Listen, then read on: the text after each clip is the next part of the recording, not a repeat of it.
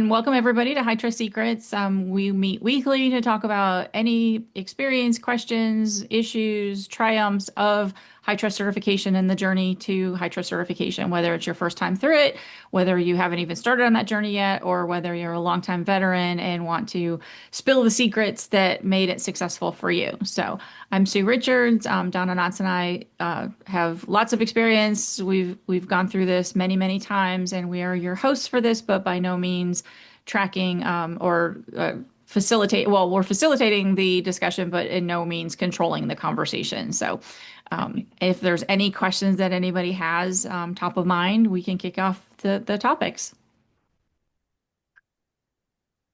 Nothing? Okay. Well, Donna and I were talking before this, and she's just been back from ISSA, which is a international system security group, but they have local chapters and there's different discussions, usually monthly, the different chapters meet. So, wanted to talk through some of your reflections on having come just from that meeting. Sure. So a couple of big things as they were talking about, how the changes in risk and the changes in the cybersecurity environment in general have shifted over the past several years, and where that's leaving the internal teams. And the speakers they had were primarily from what I would call, kind of larger organizations with dedicated SOC areas and that sort of thing. So that doesn't describe every organization. And, Sue and I worked with a cross section of entities from very small, micro organizations through to larger businesses. But it's really important, to make sure that you've got the right level of circumstance. But one of the things that struck me about the conversation is they kept talking about risk as in how do you, block risks? How do you navigate threats and, kind of make sure that you're staying on top of everything?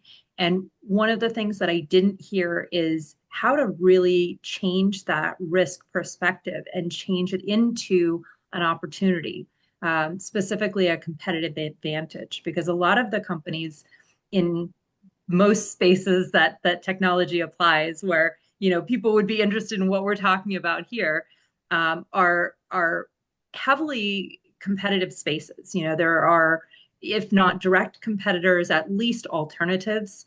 And when everybody is approaching something and going, oh, okay, oh, that's risk, we can't do that, can't do that, can't do that, it almost becomes exhausting. And where you really find the breakout organizations are those entities that sit back and go, okay, well, if we were pushed to solve this, if we were pushed to make this happen in a secure way, how can we do that?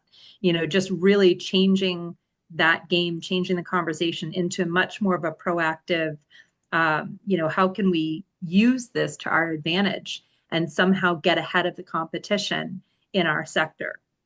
So I'll just throw that out there for So anybody else was to jump in. was the thought that because you're in this industry and you're facing this risk, that others in your similar industry are facing this risk? And so Mhm. instead of trying to avoid it or even control it, by putting certain things in place, this was a way to destroy the risk? I mean, is it really to say, okay, this is no longer a risk for us? Or is it, yes, it's a risk, but our appetite is such that we're going to take this on and recognize it as a risk? And I mean, So yeah, I don't think you can destroy a risk.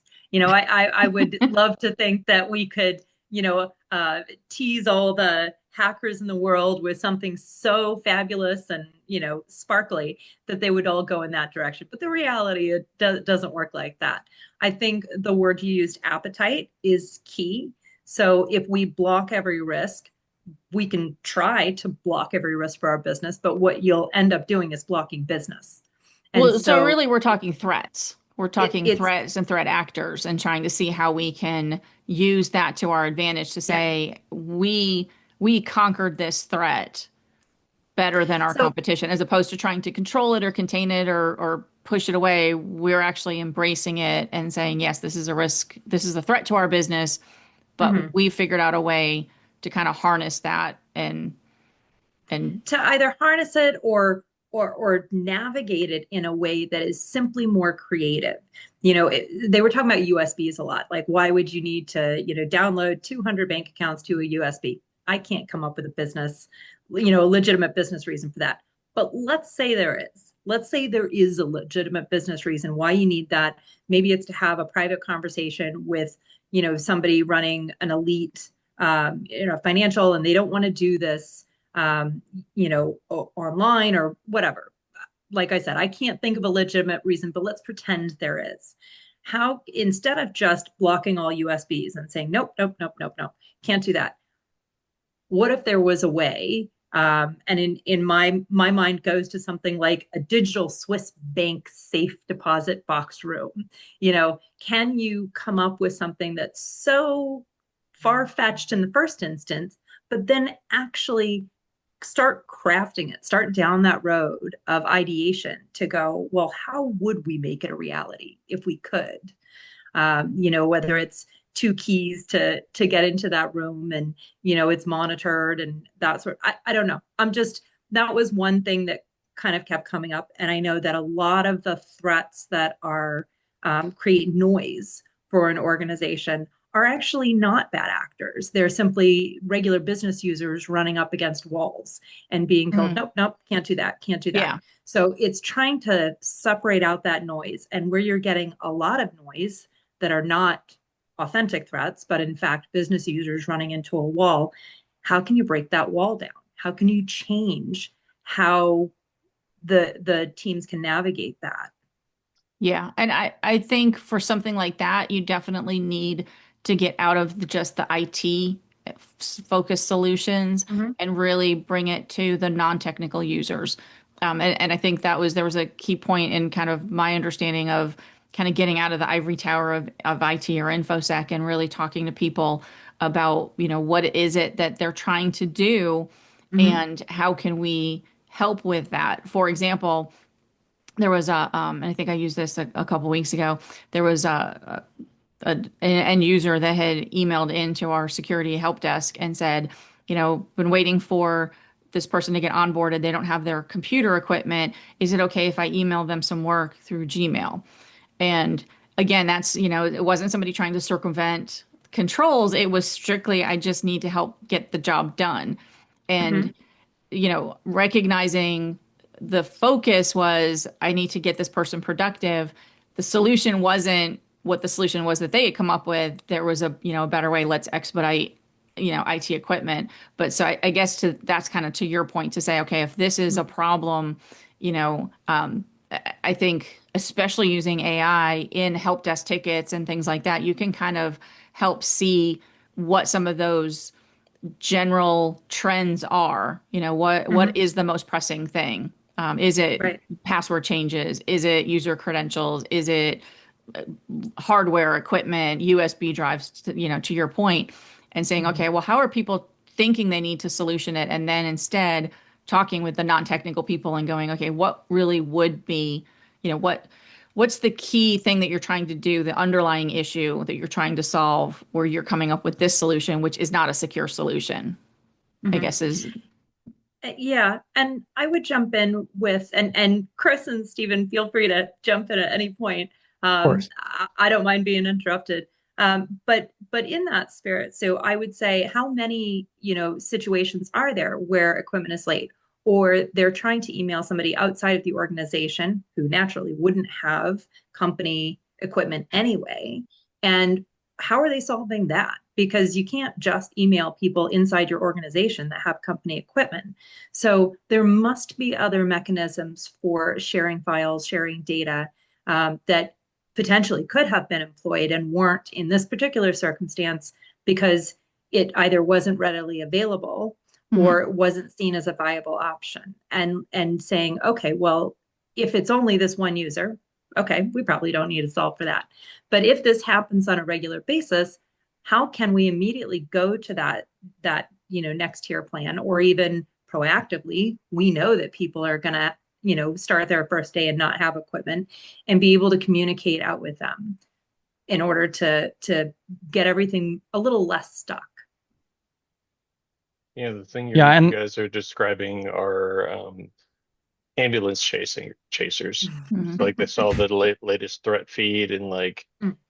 so like if your focus determines your perception and your reality, right? If you do nothing but read threat feeds and like the North Koreans, the Russians, like all this stuff, like you're just like you guys said, you're gonna stop people from doing their job. And that's not your job, right? Right. Your job is to help business leaders implement their strategy in a secure way. And that's what protecting the business is, right? So Hmm. you have a marketing team that is about to distribute 400 USBs with SVG logos and white papers and stuff like that at a conference. Who are you to tell them that they can't do that? They're Yes. trying to Yeah. do their job. So Yeah, and I was going to add, I love the idea of calling it, crafting something with it as well. I think that that's a much better term than something like just mitigations or Hmm. otherwise. But then also, like, what it also reminded me of is a recent conversation I had with somebody because there were some numbers. Maybe it was Gardner or somebody else who put out some numbers on it on these businesses that are deploying, the company AI chatbots and so forth. But an over alarming amount of users are still using their personal phones or other personal services in exchange. Like it's really surprising to me. Not only is that a huge massive cost to the business to begin with just to do that, but then still users are opting for their own personal chat bots because they already know that they're familiar with it. And I can see, especially playing around with that idea, how are you going to craft that? Because it has multiple different areas there, from the security and technical side to the end Hmm. user and Right. training. So Yeah. And AI is a challenge. I hear again today, heard, AI is going to take jobs. Honestly, the people saying that are the same people who say this only takes 5 minutes. No, it doesn't. It never does. It never takes 5 minutes.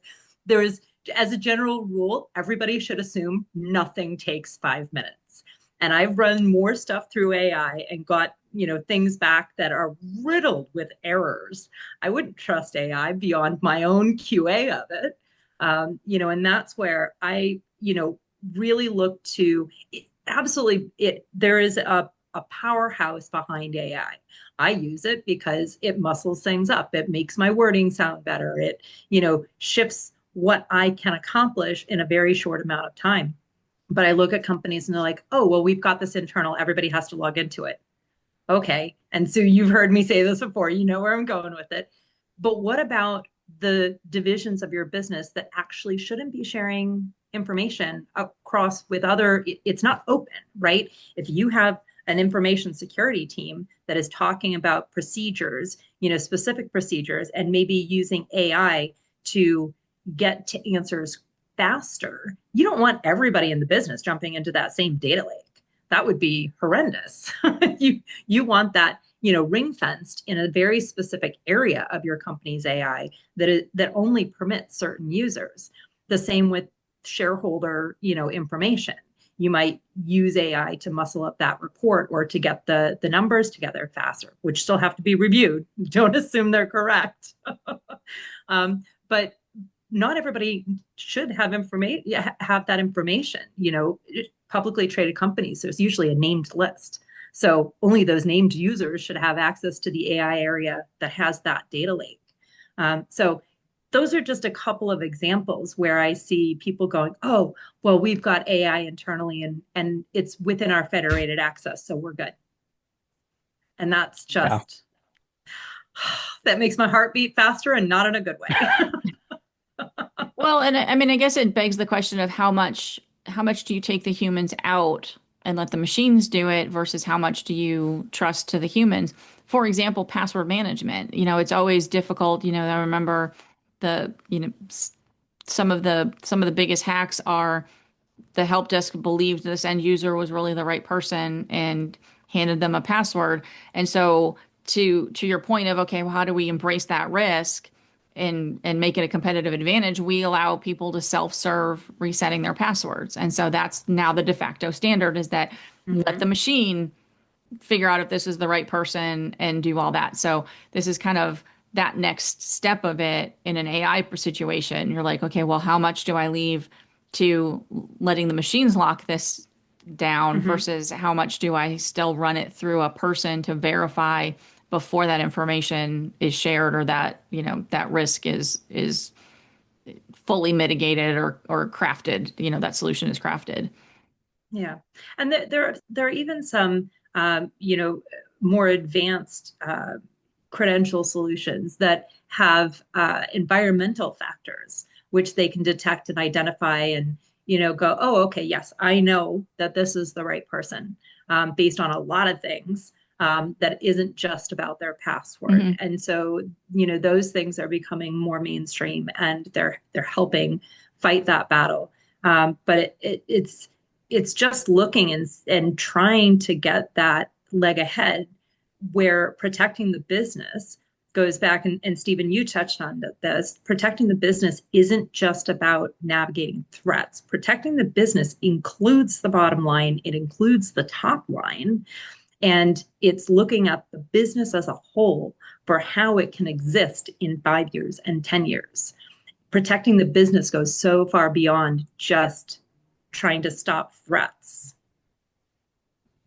Yeah. When you were up there and you were talking about risk appetite, did anybody talk about things like annual loss expectancy and using dollars to formulate that risk story? Because a lot of times you'll talk to, let's say, a technical practitioner, right? Mhm. And be like, oh, there's a whole bunch of CVs and well, we've got this big risk and our internet facing blah, blah, blah. It's got all these things. So like from like an executive at a board level, like that means nothing to me, Hmm. right? Like I need to know dollar amounts. Like Mhm. when did this last happen? How much did it cost a competitor? And what can we do to mitigate it? So when you were there, did they talk about annual loss expectancy, like control effectiveness or anything like that? No, they didn't. That budgets and finance were not part of the conversation, which just the only time that seems to come up is when they're trying to get more budget from leadership instead of flipping the conversation around and going, well, how are we actually contributing? Because most people look at internal security departments as they just cost money, right? They can in no way contribute to actual revenue, and I just think that's fundamentally wrong. I've talked to sales teams that have been my sales teams at various points. And HITRUST, for example, was one of the first things they listed as a competitive advantage, which I was shocked and delighted all at the same time because I said, "Oh, you're speaking my language." But the reality is that's one thing that they were able to take out and promote during a sales meeting, for example. But that's just that's a label, right? So I like to dive deeper into the functionality and the logistics, and I firmly believe that there is so much more that security teams could be offering in terms of enablement and not just restriction. Yeah, and I agree. I mean, I think the most powerful thing when I first started doing patch management and vulnerability uh, reporting, my CTO challenged me, and he was like, "Yeah, but really, okay, the CVSS score is really high, but when has this actually been exploited, and how would that relate to ours?" So for me, the most powerful report I would use was the known exploited vulnerabilities, because I could then, Stephen, go, yes, this happened. This web browser, configuration was exploited and it cost this company this much money versus, well, this pie in the sky theory that this might happen. And he's like, is this really something that's going to affect us? So I think Mhm. tying it back to true, yes, somebody, not only is this a weakness, but this is a weakness that somebody has realized value. Mhm. And so then more hackers are going to come to do that because, hacker A found $10 million with this. So hackers B through Z are going to then jump on that and do that in other instances. So for me, Mhm. And that was a very powerful practical thing, was known exploited vulnerabilities reporting. yeah, and to your point, I see this trend happening where instead of talking about vulnerabilities, because like we're talking about code, the front end, the back end, the laptops, all this stuff, it's shifting over to exposure management, right? Like so all the various ways in which, let's just say, Well, actually, it could be by accident too. So either somebody purposely and nefariously does something, or somebody by accident Hmm. does something. Either way, they're allowed to. Mhm. So it deals more with exposure management than anything else. Yeah, good point. Yeah, and it was only my CTO that challenged me on that because I was, had that Good. all pie in the Yeah. sky, and I'm like, look, here's all the 140,000, vulnerabilities in our systems, and he's like, okay, but which ones are somebody really going to be able to do because we're not internet facing and we're and I'm like, Yeah. oh, okay, yeah, let me go back and look at that. Yeah. I was working at Apple, and I started following this guy named Walter Haydock on LinkedIn, and at the time his company StackAware did a lot of vulnerability management stuff, and so he introduced me to EPSS, which is the exploit prediction scoring system. Oh, So the more I read about that, the more I realized that this particular score, if you read down into the details, was only like found to be exploitable because it was in a lab under the perfect right. situation and circumstance.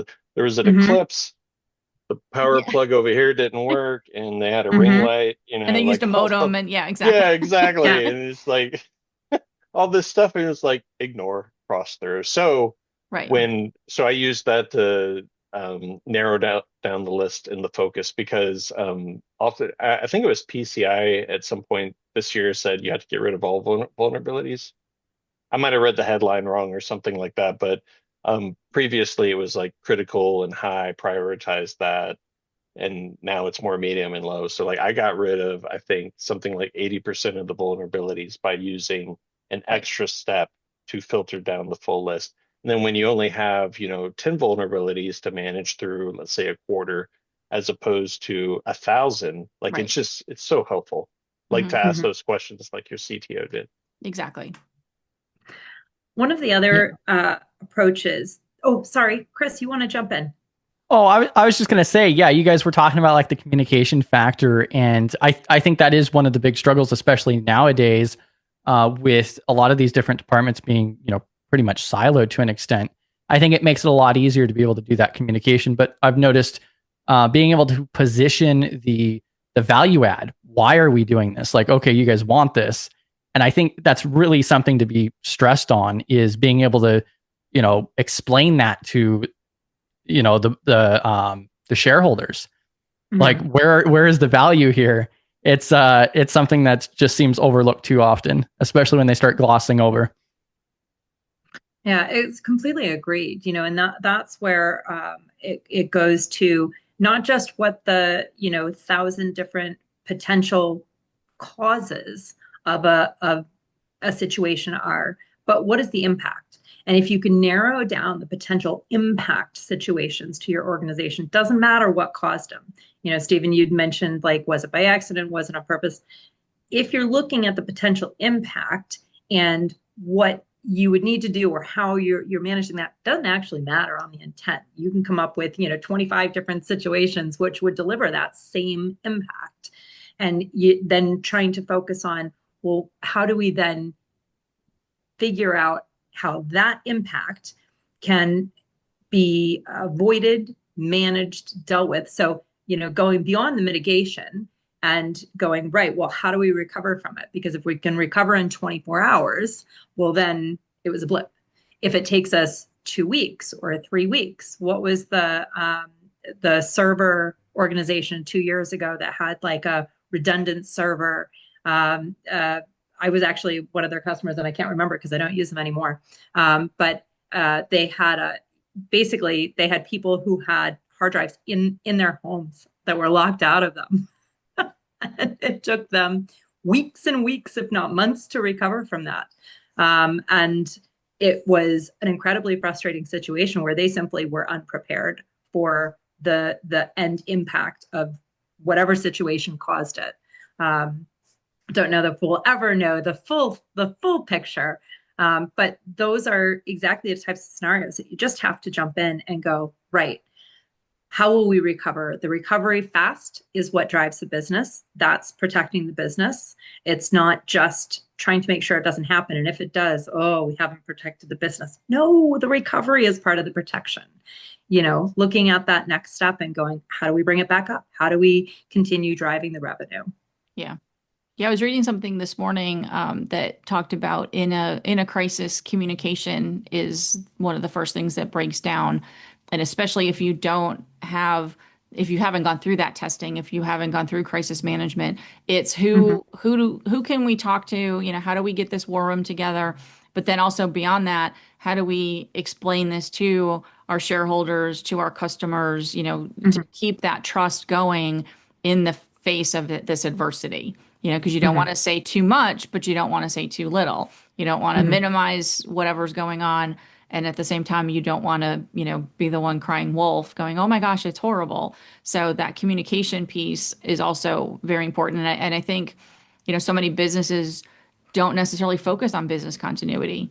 You know, Mhm. they don't realize that's, you know, it seems like it comes to information security, which I understand, you know, while you're in the middle of a disaster, you have to be able to securely operate. But at the same time, it really is outside necessarily InfoSec. And really the business needs to kind of look at, okay, yeah, what do we need bare bones to keep this moving forward and to keep serving our customers in a secure and rational fashion, you know, when everything else is kind of chaos around us. Yeah, that's kind of coincides with like recent rabbit holes that I was going down with enterprise risk management and integrated risk management, which is really, really neat. So I wish, at least with the people that I know, it doesn't seem as common as it should be, but hopefully it becomes more integrated. So yeah, but Well, and nobody looking wants at the to go business as a through that. whole, You know, nobody wants to go through yeah. those tests and realize, you know, it's kind of like people that put off buying life insurance. It's like, well, if I don't have life insurance, then I won't die. And you're like, no, that doesn't really help. You know, it's still going to happen. So better that you know and plan for it. And I think business continuity is kind of that same thing. Mhm. Yeah, 100% agree. Some of the best tabletops I've ever done internally, like we're at my current company in Bold Health, and we get everybody together and come up with sometimes ridiculous over the top scenarios, one after the others. Like the tornado hits the corporate office, like earthquake hits this person, so they're unavailable. Like, what do you do? And it's almost like what Dungeons and Dragons role playing Yeah, games, right? Like you're an exactly. elf, like you see a minotaur in front of you. It and it is awkward at first, and sometimes it is difficult to get people to answer, but the only way to get better at something is by practicing it. And so, Hmm. like, obviously, we don't want to bring down production, but during the meeting, you can ask somebody from infrastructure, go ahead and restore that Postgres backup and tell me how long it takes. Do you know the process? Because it's also a test and process Exactly. documentation, right? So the more you test it, the better off you'll be. And everybody won't necessarily thank you for it, but in the end, you've done what you're supposed to do, right? Yeah. I mean, I actually did have a situation where I had an executive team who had a meeting scheduled. So the whole C-suite and a few VPs had a meeting scheduled it was just outside Miami, and there was a hurricane coming their way. And there were tornadoes that were touching down at the same time. Like it was just a crazy thing. And it ended up with, they were still having their meeting and all of that. And I called the main reception desk and I said, right, if you hear the alarms go off, can you please make sure that they're not all hiding in the same place? Yep. Which was a horrible call to make. And at the same time was something like, I thought, well, I just don't want them all in the exact same hiding spot, do I? Because then we've got the entire C-suite at risk in the one spot. And I know enough about tornadoes to know they can touch down one spot and leave other things untouched. So to mitigate that risk, I just need to spread them out a bit, which was, again, horrible. But I'm like, please just make sure they don't hide in the same spot. Yeah. Well, and And I that's think COVID helpful. brought some of those things out. And I think that's helpful to kind of pull those real world scenarios that didn't happen, but then say, okay, but what if it did? You know, what if you were, you know, without communications for 3 days and all that, so that it's because I think it helps people kind of understand, oh, this could happen because it almost did happen, and luckily it didn't. But you know, let's take it to a conclusion where it was. I did that at my old company where we ended up realizing that we kind of had too much of a white glove service for our incident response. Because I said, okay, well, what if this had been not a false positive, but a real positive? What if this truly was a compromised computer? And they were like, oh, well, we just brick it and send them out a new one, overnight it. And I was like, okay, then why do we have this team behind us that's going to do all of this other stuff on this computer when all we're really going to do is just take it offline, send it in, and send them out a new one? And they were like, oh, you're right. Yeah, we don't necessarily need what we would do for a server that was the only place that held that information other than a backup. This is just a workstation. So yeah, we're good. And so it helps with that as well, I think, to because they see, oh, this isn't just some theoretical what if. This is oh yeah, this kind of came close. And also Yeah. the way that I see looking at that is working from like the high impact items, even if it's a lower likelihood, you're trying to target those items that are high potential for catastrophic failure. Right. Exactly. Yeah, and that's where a lot of businesses will overlook. I mean, over the past 2 decades, we could list, 100 different businesses at least that have failed over things that they didn't see coming, but were catastrophic, occurrences, whether they're, plane crashes or whatever, where they had too many execs on the same plane. And I've repeatedly asked my, execs at different company not to fly together. Can you just take separate flights? I know it's convenient, but it'd be great if you could just take separate flights, for better or for worse. My parents, if they weren't flying with us kids while we were growing up, my parents were always flying separately. And that was not my mother's favorite thing by any means. But my father wanted to make sure that we had one, that we had one who was going to be hanging out at the end of the day. And, I don't know that I would go down that same path. We haven't done that. My husband and I haven't done that. I don't think it's a preference, but it was whatever it was popped in my dad's head. And he's like, that's how we're going to manage this risk. And looking at it doesn't have to be a real situation for your company. Look around. There are plenty to pick from of other organizations that have been completely decimated in an instant because they just didn't have any visibility. They thought it couldn't happen to them. They thought it wasn't going to be something that they would be impacted in. Who would have thought we would have a pandemic 5 years ago? That's Not what me. I was going to say. Like, But if you pandemic look, response yeah. plan. What is it? Yes. Yeah. And I was I know raising that it was to always this pie in the sky. Well, January. yeah, whatever. Yeah. And he's like, Donna, it's a virus in China. And I'm like, yeah. But the thing is that if you read between the lines, China's building hospitals in 2 weeks for what they claim is 100 sick people. So something doesn't add up. And I'm just saying, China says what China says, but look at their actions. Look at what's actually happening. And then if you look back over the past few centuries, pretty much around the same year, every century for the past few, we've had a pandemic. And we just thought it wouldn't happen because our health system had come on so far. And I think that's where not looking at necessarily the cause of something, but the impact. The impact can still happen. We might not even be able to come up with how it would happen, but it could happen. I love our conversations. Started off with what, ISSA? I know. Started there and extrapolated out. China and the pandemic. Yeah. But there are different things, that, again, pandemic, you could go, oh, right. Okay, well, we have nothing to do with the pandemic. Why is that a technical problem? Well, the company I was working for at the time didn't actually have enough bandwidth for everybody to be working from home.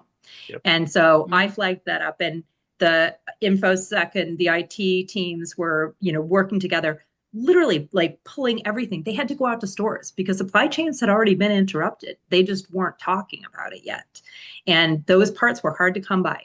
But they managed to get everybody equipped where they couldn't issue laptops because there was a shortage. They found other means for doing that. So see, that goes back to the email situation. They couldn't get company equipment inside everybody's homes. So they took a different approach and went, right, okay, we can create a secure portal. And this is how we're going to enable that. Not because, we're sitting around just picking things. We have to solve this problem. We have to solve it securely and immediately. And so what do we do? And that's where teams are pushed. You have to solve this. It's amazing what they can accomplish. It really is. And that's where I continuously say, right, if a business keeps running into challenges because the information security team is going, no, that's too risky for the data, and this, that, and the other thing. If it's still a demand and it's preventing what is identified by other people in the organization as a business need, push to solve it. It can't be solved. Yeah. My opinion is Because I almost mean, the company I was with during the pandemic, our corporate headquarters had been hit by a tornado. So it was beginning of March. And so the corporate office was closed. The data center, which is where I worked out of, was on kind of a skeleton crew because all the roads around Nashville were, especially east of Nashville, there was just down trees, power lines, people just really hurting. And that same week it was, oh, by the way, don't come back to the office. Stay with the equipment that you have. We'll schedule you if you need to come in physically to get something in your office or from your desk. But yeah, there's a pandemic going on. So it was two things compounded at the same time. Yeah. And I wonder how many companies had that double compound. We didn't have it at the beginning, but a year into it, there was a massive flood, 100,000 pound, like it was in Scotland, and 100,000 pound renovation later. That flood only narrowly avoided our core server room. It took everything out, had to redo the entire thing. And I wonder just how many other companies ended up with a double whammy for unexplained reasons. yeah, exactly. Well, and it was funny because I had an ISO auditor like 6 months later going, well, you really don't have any good disaster recovery. And I was like, excuse me, let me paint the picture for you. I'm going to show you. And he was like, well, you don't have any tests on this. And I'm like, oh, we were tested. We were seriously tested. And so I was able to paint that story because he was about to give us a major nonconformity for our disaster recovery preparedness and documentation. And I was like, no, we've lived it. Yeah, I don't know that HITRUST still permits it, but at one point in time they permitted actual crises, Yes. response to actual crises as testing. I mean, it's true. You don't need to immediately turn around and test that same one. I tell people that all the time. I said, if it really happened, then that's a test of, it counts. Yeah. It's just a live test with a lot of pressure, but it counts as a test. Testing and prod. Yes. But, it's like getting that final exam without studying for it. But yeah, it counts. That grade counts. And it makes sense. I mean, because why would you, okay, well, let's see if we survived it. Well, we did last week. So I think in theory, we'll survive it. And if you do the same test, it looks like you just know your stuff really well. Yeah.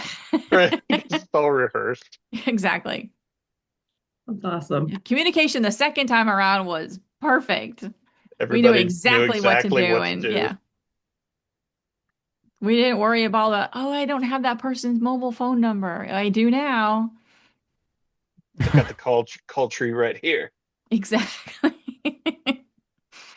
Well, even Sue, what you're talking about, like the mobile phone numbers, I wonder how many organizations right now have all of their emergency, crisis management, business continuity plans on a central hub, digital, with no printed copies. And we definitely, I've shifted some organizations to an auto download to desktop for specific named executives. Again, something else I wouldn't want going into an AI data lake, but for more than just that set of people. But I really pushed for that because I didn't want it, and it was regularly aligned, but it was accessible without having to be online, because tornadoes, hurricane, like a lot of that stuff can interrupt internet access. It can interrupt your, the power outage, for example, in New York City, way back at the beginning of the noughties. I was in New York City for that. It was super fun because even with cell phones, nobody could call anyone, and nobody had landlines because within the past like 3-4 years, they had all become obsolete. And that was the company I worked for put back in a landline after that, where people could call in and get a recorded message or something about what they were supposed to be doing. But those types of situations do interrupt. and you're then more restricted on access. And how Mhm. everybody really relies on that central digital platform, those are things we need to have backup plans for. And I'm not saying it all has to be printed, right? I'm not out to, carve out rainforests with page books that'll be obsolete in 2 months. But we've got to think beyond our comfort digital realm. It's funny because 30 years ago we would have said have to think of beyond the printed realm, and get comfortable with digital. And now it's the reverse. It's not to forget about, that sometimes digital is not accessible. Mhm. That I think that's a really important thing to note. Not only having it offline available, but I've also seen businesses go through and have like a help desk line. So worst case scenario, you know who to call, who has the most updated list. One of my questions is how do you guys handle keeping that updated? Do you have that like implemented with, people exiting, if they're a manager or whatever, then, you have to update this list, or how do you guys have that? Talking about the call tree? Yes. Yeah, so as people come on board, as people leave, at least quarterly, and then official annual review, because HR takes a lot of care of a lot of those things on my behalf, because I'm not always knowing when people come and go. But we do the official view once per year. Administration does the quarterly, and then as people come and go. I think I got that right. Yeah. Ooh. And you can often flag certain roles. So when, it's potentially easier to flag job titles to go, right, anybody with these job titles, then you need to check like business continuity plans or recovery procedures, and it goes beyond the cyber world into health and safety. Who knows CPR, who's in the office, who are the fire wardens? Like there's a good cross section of things. In this day and age, it should be part of a standard onboarding, offboarding. Things like CPR and fire warden training tend to get a little bit more tricky because it doesn't matter what their title is. Right. So you have Shelby. that person in order to know, right, they're no longer in our pool of people who know CPR or first aid in the office. Yeah. Yeah. I've just seen, it not implemented properly. I feel like that's a common pitfall because people get moved around quickly. Things are ever evolving. I think quarterly, I mean, that alone is, pretty successful in my opinion. But yeah, that's why I was thinking, that's where you can leverage some of these automations as well. So when you have that form, on exit or entry, then, it prompts you can't complete the process until, that's done or verified. So. Yeah, and I think that's where sometimes compliance gets a bad rap, but that's really where it's key because to Stephen's point, at least annually, there's somebody at HITRUST or an auditor checking over your shoulder to go, hey, did you update that? Oh, I missed last quarter. Yeah, okay. So, it's not necessarily just check the box. It's to do this to make sure that it got done before. And so, that's always the nice thing about a compliance program is that you've always got that somebody kind of looking through it and quality control on your controls. And Donna, you brought up a good point about the onboarding portion of it. It's like I would recommend two portions for the onboarding because the person coming in brand new to a company doesn't know how the company works, doesn't know the products, doesn't know anything. So maybe wait a month after they start and say, hey, this is your role in this thing. Don't worry about it too much, as in don't stress that you don't know everything, and then meet with them again at the end of the quarter or at the beginning of next quarter. Give them 3 additional months to settle in, and then immediately pull them into those tabletops and things like that. Yeah, absolutely. Right. So I have a very basic question that came up with a client of mine. The auditor was looking at the fact that this company does not review the job description with each person on an annual basis. And I was like, I really don't understand, if you're doing performance reviews or if you're not doing performance reviews, why would you need to look at and have somebody review their job description? So just putting it out there, it wasn't a HITRUST thing. It was a SOC 2.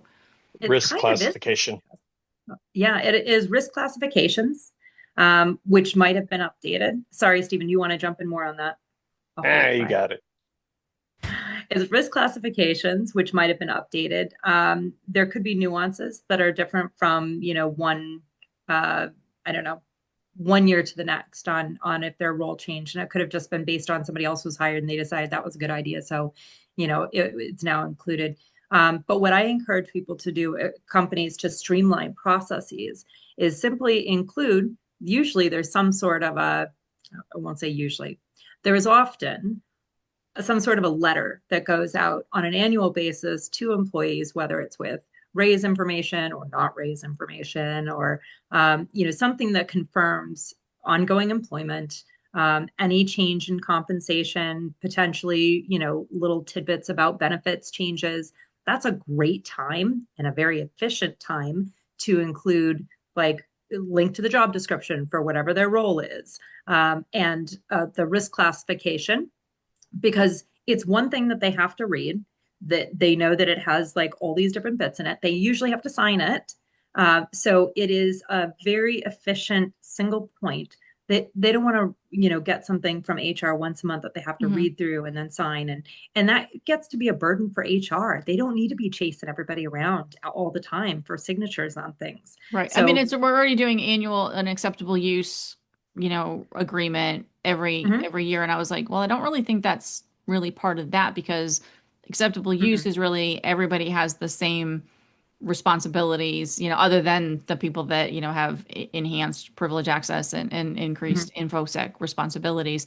So it's kind of like, it doesn't to me seem like that. And I guess for me, I was going to kind of push to go, well, don't you guys do annual performance reviews? Wouldn't at that point you would tell them, this is the job you were hired for, this is the job you're still doing?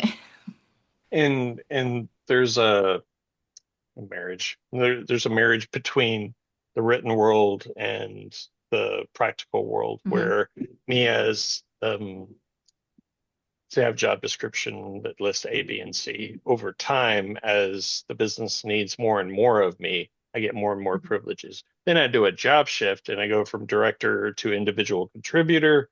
Do I really need all that stuff, right? And so I consider the job description review, in addition to the roles and access review, to be like the double lever, I guess, layer of assurance to make sure people have appropriate roles to actually perform their job functions. But that's really, the job description review is really more of a manager to their team, more so than an InfoSec thing coming down and saying, hey, HR, give me these job descriptions and then let me review them with people. That's really more of a HR to the manager. Yeah, so at our company, we, being me or HR, reach out to various people at the company, managers, say, hey, here are all your current direct reports, job descriptions. Are they accurate? And they say yes or no. If it's no, they update it and we call it done. Right, but they're not reviewing it with the employees then. No. They're reviewing it with okay, that makes more sense to me. The way this was described to me was the manager has to review a job description with their employee annually. And I was like, that seems kind of maybe insulting. I messed up. The way I've heard it is that the employee should be reviewing it annually. And there are a lot of changes. And oftentimes those changes, when they're made, like I said, there'll be, some new hire, or there's a tweak to a team structure, sometimes it's to accommodate, somebody who wants to be promoted in order not to leave. And so they'll kind of shift things around a little bit. But those often do not get communicated effectively or in writing. And they can shift risk, but there's an obligation, both from a security perspective and also from a legal perspective, to make sure that everybody's lined up on what somebody's role is.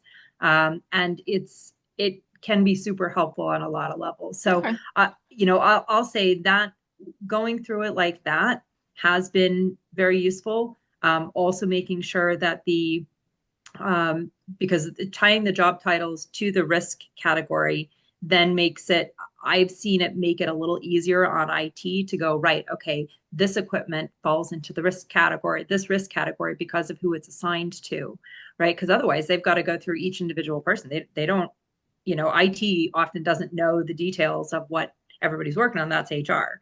And so that's where it kind of gets everybody together. And if it's a big organization and bigger organizations, there's more to keep track of. And so the risk of making a mistake or maybe not carrying through a lateral move or promotion or a job adjustment is higher. And so it also, somebody will get something and go, well, that's not my job. I don't do that. I've never done that. What happened? And so then it gives an opportunity to course correct and make sure the systems are correct and they align with, whatever their access points are. So this is their job title. That's the risk category. And what do they have access to? They have access to stuff that they were given 2 years ago when they were in a different role.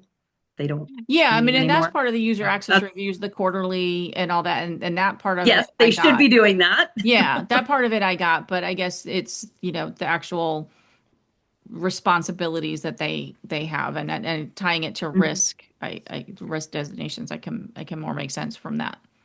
And sometimes it's whole teams who have access. They decided that the help desk team actually is being hindered because they, people call up, they want help, and the help desk team can't get access to the one system that 80% of their calls come from. So there will be shifts where actually access has been increased, but their risk factor, like, did they get appropriately shifted in their risk category? I don't know. I feel like there are a lot of reasons for that, and centralizing it and making sure it happens once a year makes it easier. And I've had situations where a couple of things have come up where we haven't expected them. It wasn't part of a HITRUST situation. Something else came up, and I said, actually, we do have that evidence. We did make sure that we got everybody on board with that.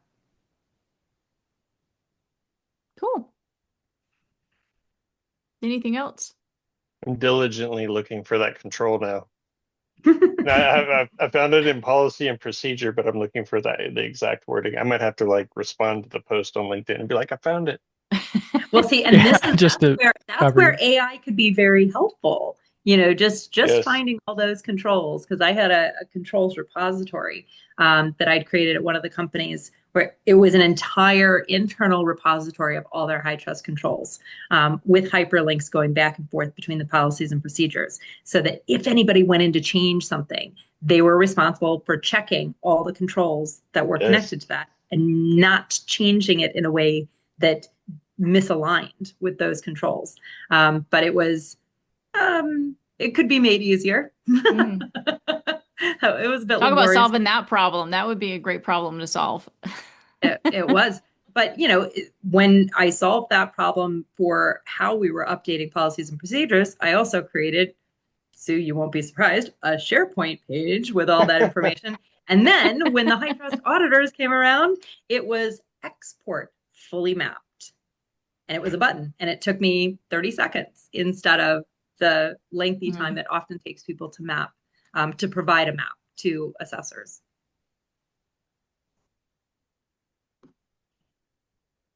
But going back to the credentials, and we were talking about onboarding a little bit. On offboarding, I wonder if AI could play a stronger role there, where AI was to have access to policies and procedures and all of the kind of information, emergency response plans and business continuity plans and health and safety lists of people. There must be some sort of a widget or something that could be plugged in so that when somebody is offboarding, it's not even a matter of going to look at various boards that are inevitably kept not in the same place, but just having that extra little widget on your, IT ticketing system or app go, right, okay, this person's named here, here, and here, where it just flags it up so that it's a lot more proactive. Because right now it just feels very piecemeal, no matter which company I look at. So I'm not going to call anybody in particular out. No matter which company I look at, it all seems piecemeal. Yeah, I don't know if maybe in the future, the AI will be more reliable for that factor. But what I have seen some business, not to that full extent, but automation. So automations that just have, hey, do this, do this, do this. So, this person is on this Excel, list for leaving. Find them, in these locations and replace it with this person, or, placeholder here kind of thing. And even also like notifying to send out like a survey a week later kind of thing, and so forth. You can add additional steps with the automations. Yeah, I've seen the automations, and those have worked fairly effectively with login access and that type of thing. Where I've seen them miss are where people don't realize that somebody was named as an individual in policies and procedures. Now, this happens more with smaller companies rather than larger companies. Larger companies tend to default to a role instead of a person's name. But in smaller companies where roles are a little bit more fluid, you tend to have named individuals in policies and procedures, and that gets a little tricky, especially if you're not sure all the policies and procedures to look in to find them. Have you guys worked much with, have you guys seen Notebook LM? So Notebook LM is one of Google's services. They have it on the workspace, and then they also have it as your private individual. Notebook LM is very powerful. So I have a workspace account, but then I also have my private account, of course. But it's really unique in the fact that if you have the paid version, you can upload up to 300 resources. I've seen some small businesses start to throw their policies and procedures in there. And the unique thing about it is it's not open to the internet. It pulls directly from your sources that you upload, and then it gives you the exact citation. So you click the citation and it shows you right where in the sources you provided it's getting that information from. Nice. I wonder if there's do you know of any AI tools that allow you to purchase data lakes to include in your AI? Because I definitely see the value of this, which is it's ring fenced, it's only dealing with and pulling from your data. But I also see the value of data outside your organization. So I want to know how to write a policy better. AI is not going to be able to figure that out only by looking at my policies. Yeah. Right. Yeah. But I just wonder think if they there are some companies, but data by it lakes collection. I don't know what else to call them other than data lakes. I don't know if they have a better, more technical name. I think really one of the best resources right now is the open source market with like Hugging Face has models that are available for you to tune. And then like I have looked at Google has AI Vector, I believe is what they're calling it, which is their custom AI where you can set it up. You can upload your own documents. You can connect it to folders. I really prefer the Google side rather than Azure, but yeah. I haven't seen many commercial products for the tuned models yet. It's good to know. Yeah, Microsoft will make it proprietary. So of course they will. Yeah. Well, and I primarily use Notebook LM for studying as well. So, like I went through the HITRUST like risk management handbooks that they have, and those webinars. You can import all of that in there, and then ask it questions, and it cites directly to the transcriptions, and it's a very powerful tool. So, that's exciting. See, now that's the kind of thing we can do for helping with audits. You can load the evidence into your own private space and then go, okay, find me where we've configured it this way. Find me evidence that tracks to this control, especially for network stuff, because that network's not my forte. Well, and that's where it can get incredibly powerful, where you're not even having to ask the individual questions. You can say, right, review all of the evidence on, whatever this page or this collection of zip files, and take a look at the controls in column A and tell me in column B what evidence I should submit. Right. So I've not done that with HITRUST evidence specifically. Would never violate my clients on that one. But I've used it for other types of, merging or extracting massive amounts. So I've converted Excel spreadsheets that I needed to go into individual word summaries for controls. And I've just gone, right, that's my spreadsheet, drag it out, create my templates, and then go in and fill in, where those customized information. But it was super. It took me, I'm not going to say it was super easy. Took me a few different goes to figure out the right command to give. And that was the trickiest part of using AI, was figuring out how to tell it what I wanted it to do and get it to deliver the right result. Mm-hmm. Yeah, but I can see, Chris, what you've got here, because you are contained to leave in your policies and procedures. Show me which policy Mm-hmm. this control is being, is addressing.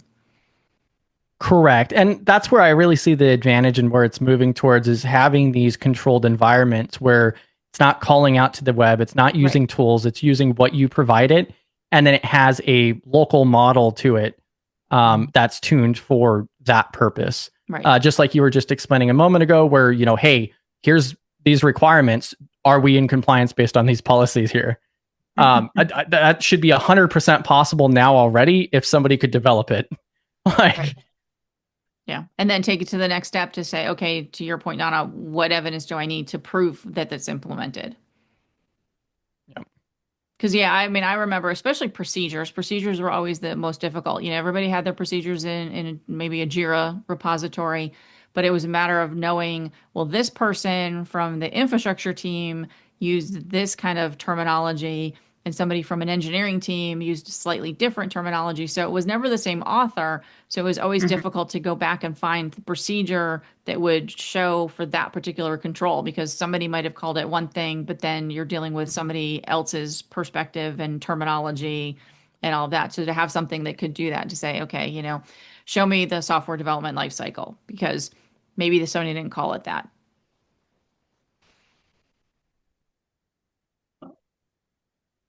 Well, we are over time, so I know. So this is a very good discussion. Very little about HITRUST, but still very valuable. So Yes. It all tracks back. Exactly. But well, thanks everybody for being here. Let's see if I've got next week. Yes, next week we've got Mark and Justin from Steadfast Partners, and they will be talking about fractional GRC. So a way to kind of encapsulate, smaller organizations that maybe don't need somebody full time, but how we can, how the industry is shifting to kind of have that more fractional model for governance, risk, and compliance. And they put the G. I think they put the G in front on purpose. Governance is the most important. Risk is definitely second in line, and then compliance comes later. And we focus a lot of times on compliance, I know, but this would be looking at that role and how that's evolving and what they're seeing with their clients. So should be a good discussion next week. Hey, thanks for watching. We really appreciate it. If you got value from this episode, hit the subscribe button so you don't miss the next HITRUST Secrets. We go live every Thursday at 2 p.m. Central and dig into real-world compliance and security topics. And each session gets uploaded right here after the live show. So whether you're catching us live or on your own time, make sure you're subscribed. We'd love to have you along on your HITRUST journey.